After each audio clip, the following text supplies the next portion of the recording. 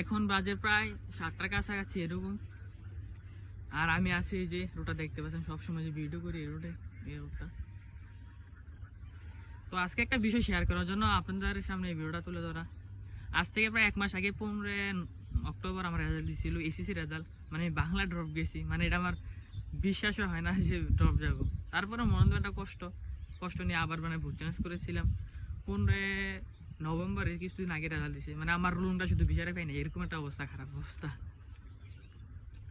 মানে আমার বাবার একটা আশা ছিল যে আমাকে বিশ্ববিদ্যালয়ে ভর্তি করাবে, আমাকে মানে আমি পড়াবে এরকম, যেহেতু আমার বাইরে এখন কাজে কোনো ব্যস্ত, আমি পড়ালেখা করি।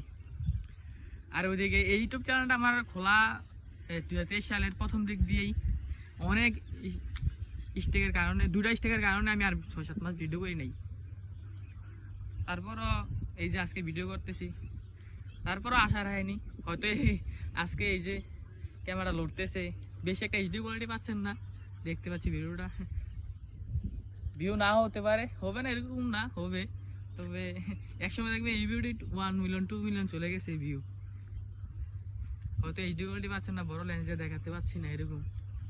আমি দাঁড়িয়ে আমার লাইভ স্টোরি শেয়ার করতেছি আপনাদের সামনে, এই যে ইন্টার সেকেন্ড ইয়ারের বিষয়টা আসলে শেয়ার করার মতোই।